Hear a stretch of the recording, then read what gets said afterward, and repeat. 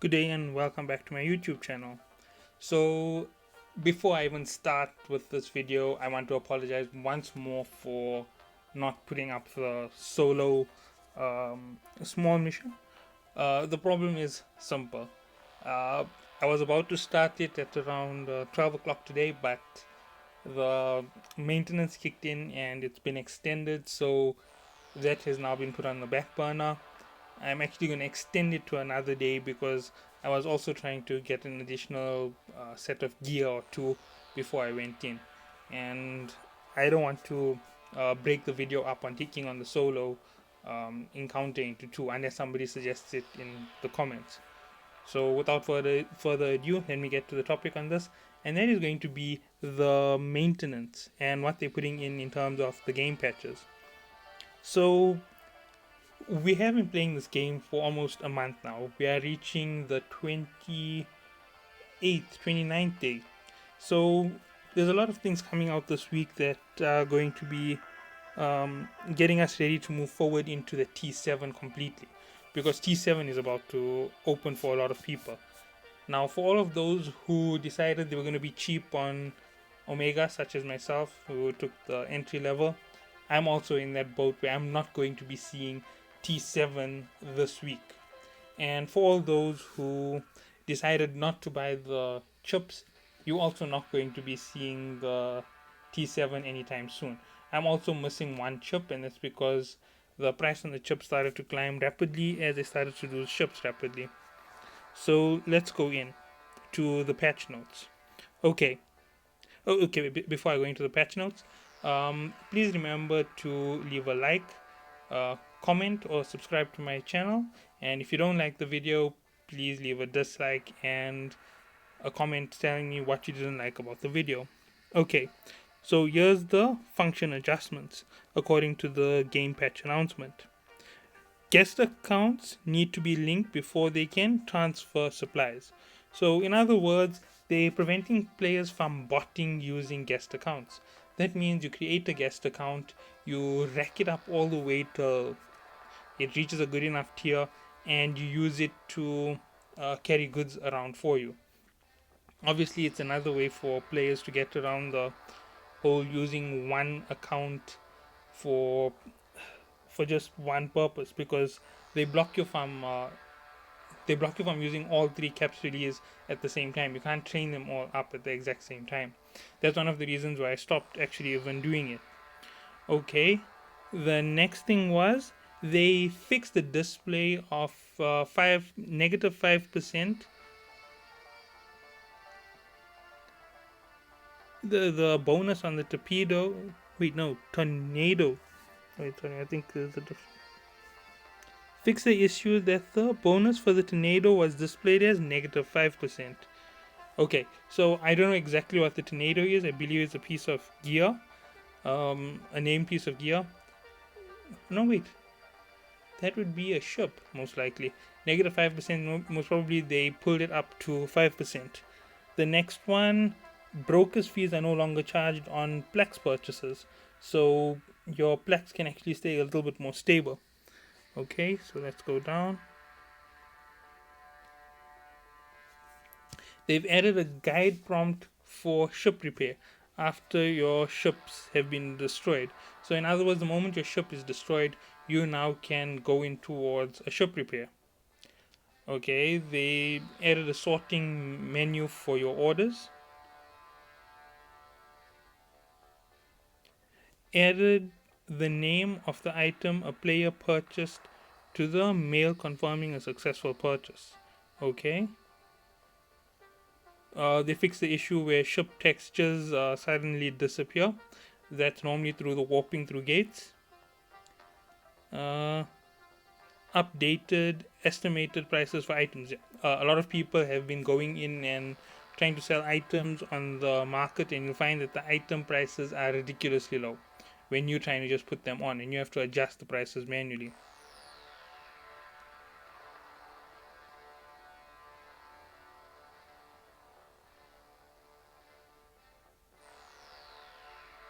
Okay, then the Concord Guide to New Eden. When players obtain a museum exhibit, an ore or and or completes the exploration of a region. For the first time, new entries will be unlocked and players will be given commemorative stamps. Okay, so in other words, now they're going to be giving us stamps for our museum. I don't know if anybody has gone through the museum as yet. Okay, now they also have made it possible to initiate contracts via business cards. They've added a guide following communities. Okay, I don't know what guide they've added following communities, but it's a very vague the stuff that shouldn't have been in the patch notes. They should have made it more specific. Okay, following that, number 12, they fixed the issue where corporations wouldn't show up in your search for diplomacy. Possible to view business. The next one is it's possible to view business cards of players who have applied to join the corporation by tapping the avatar. Improve the level display for cosmic anomalies. Okay, that's for some of the anomalies because they had extra large names and you couldn't see what level they were. Added an explosion effect to capsule outposts. I don't know what's that meant. I think I know what that's meant to be. Change corporation wallet permissions. Now only members who have either deposit, withdrawal, or finance managers permissions can view the corporation wallet log, and only members who have the financial manager permission can set the tax rate. Okay, I'm going all the way down. Scholar points can be used in the museum. Autopilot to museum has been improved. Improve the skill recommendation page.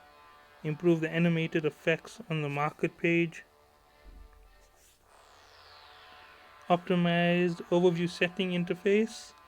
Overview default allows editing. Filter tag allows modification. I have no idea what that means.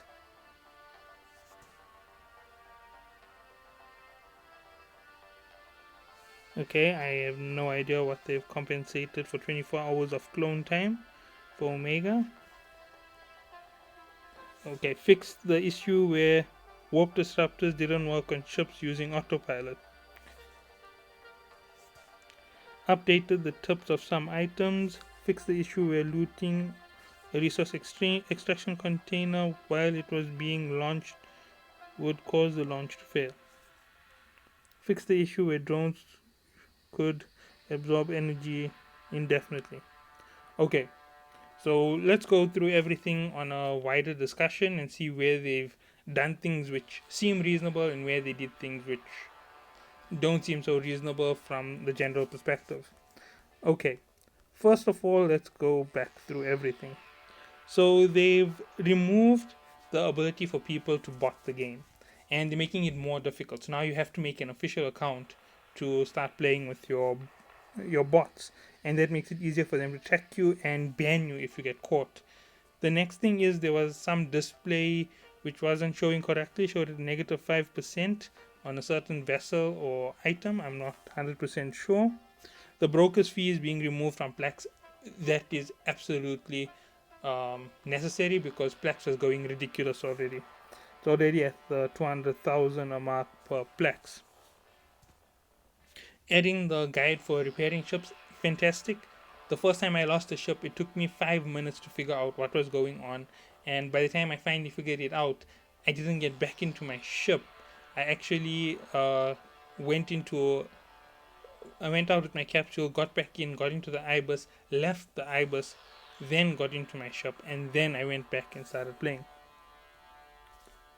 Sorting your orders is a fantastic thing that they've done right now, because sorting the orders means that you know where you need to go and where you need to pick up your orders from, or where orders are coming and in which order they're going to arrive.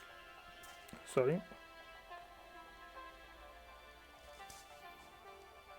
Okay, so generally I'm gonna overlook all of the corporation stuff because those are minor things.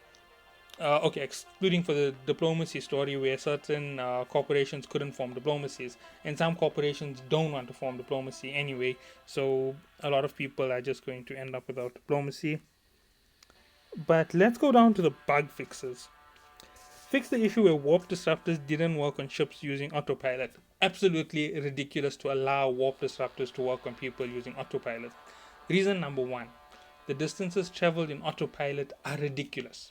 The time it takes is almost 15 minutes to run around on autopilot, and allowing someone to pull you out of your autopilot and attack you is absolutely not on.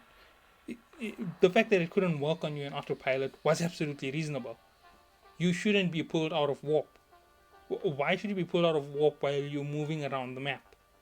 And considering how big they've made the map, they need to allow this concession, because I can run around with a top class ship running 42 jumps to get to a encounter, which is going to take me almost 30 minutes. In 30 minutes, I can go to the bathroom, or I can have a bath, or I can eat my lunch or my supper and come back to the game. That's the amount of time it takes to walk between areas. And now adding this in means that you can't leave the game alone for even 1 second. They're going to drive players away with this. It's simple. Not everybody is a PvP player, and now a PvP player can pull you out of warp when you're in the middle of nowhere, blow your ship up, and when you come back to the game, you're gonna wonder what in the world happened.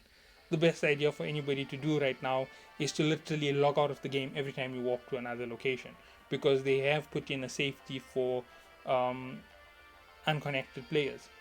So, in other words, they really are asking players to disconnect from the game every time they decide to go for a mission. They're going to pay for this at the end of the day when it comes to players leaving the game. This ridiculous thing is going to cause players who've spent 60, 80, 90 million ISK on um, top class vessels like a Vexer trainer with the best drones they can possibly find, and all of a sudden you're going to just see players saying, you know what, I can't handle this. My ship got destroyed in the middle of nowhere for no apparent reason. I was in the middle of warp. Players are going to leave. It's a foolish mistake to give that bug fix. Let's see. Updated the tips on some items. It's already very late for that, to be honest. The newer players are definitely going to benefit from it. The players who have already been in and have been misreading what's going on, ridiculous. They should have made a little bit more of an in-depth description on each type of weapon, each type of item, and the description shouldn't be vague. It should be, this item here cancels out warp disruptors, example, and there will be a warp stabilizer. This item allows you to warp faster. They need to put in simple definitions into the descriptions of the items. It's one of the best things they could possibly do. Now, the last one, the drones getting destroyed. Drones are ridiculously expensive. If they are going to allow it to be destroyed, they need to reduce the price. They need to make it easier to get. They need to make it drop from everything that you kill, basically. It should be as common as picking up missile launchers. And that is just saying that it needs to be that easy to pick up a few missile launchers. The other things which they may not consider a bug fix is they need to start balancing the game a little bit better. Even though the game is very well balanced, the market is becoming uncontrollable. Prices are now going to start flying out of reach for most players, and a lot of players aren't going to use strategy to do things correctly. They need to regulate the markets. They need to reduce prices and keep things within reason before new players who come onto the game feel that the game is impossible to partake in or play because of ridiculous prices. And immediately you're going to have someone who's jumping into the game with a brand new character looking at it and saying, I can only make 100,000 at a time. I need to spend 300 million just to get the best weapons. It's going to take me forever. The moment they see somebody's video online, seeing the possible rewards, seeing the difficulty of missions, they're going to be out of the game within no time, because we're talking about the 1 month progression mark, and when they come in and they look at it, and they, in their first week, they're going to think, in a month's time, I need to make 300 million a day somehow, miraculously, just to catch up with the players who have already been playing. There's no way for me to make up on my skill learning. There's no opportunities for this. It's really going to be an issue where they need to add in more patches and more items into the game. Basically, this is a patch notes review and a little bit of a critique on the game. You have to be negative with some parts of the game. To be honest, I like the game. I'm enjoying it. And yes, I have some negatives about it. Like, this maintenance is going on. I lose encounters. If I accepted 3 encounters because I knew I could complete them in an hour, now I'm not going to get the chance to do it because it's going to be locked out like this. And I also know that right now, the moment I get back in and I'm warping to any system, I need to log out of the game immediately so that I'm not destroyed en route. And I hope that that is still a protection that's there, because every time I warp to another system and I'm offline, my ship ends up on the side out of reach from everybody else in a no man's land. This is going to be ridiculous, to be honest. I can see players quitting. They've really ruined the base. The PvP players are going to be happy that they can stop players from warping around, but it's going to be stupid. Playing stupid strategies like this here, they're going to ruin the game. They need to think about it carefully and make autopiloting between sectors absolutely open,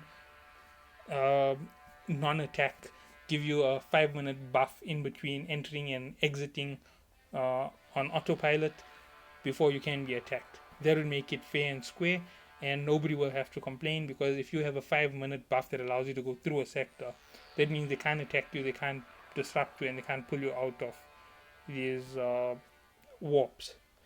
Obviously, you can. Yeah, I'm really frustrated when I saw that they made it work on autopilot, because I find it pointless. I farm in the null sacks all the time. People in my corp get hit all the time while they're in null sec. Why do they need to add an additional way for you to get destroyed? You're running with the frigate. You're running with the industrial ship. Now you need to run in a fleet every single time you go anywhere. Because unless you have massive defense, you're going to get destroyed everywhere and anywhere. All these guys have to do is sit by the gates and warp disrupt you out of your warp. And voila, blowing up a ship and it enters into a system. It's horrible. And that's all I can say about it. It's very horrible. It's a stupid move on the part of the developers. They should have thought this one through, and they really are messing up the game like this. Okay, the drones. Drones are ridiculous. They drop rarely. You have to go and find a rare occurrence of an anomaly just to have a possibility of getting a blueprint for a drone. If they want to make drones damageable in PvE, they need to make it easier to get drones. They need to make Inquisitors and Scouts spawn every 5 minutes in every single sector where there is an anomaly base. And obviously they'll never do it because it will make the game too easy, it will make progression too quick, it will make everybody run to become drone commanders. And drone commanders generally enjoy that whole facet where they can run away from the basics of the fight and use different patterns to get away from the fighting, because you don't have to worry about being in range with your weapons. Okay, so I think that's enough rambling from me on the patch notes. So patch note review, that's what this is going to be called. I hope everybody enjoyed. Thank you.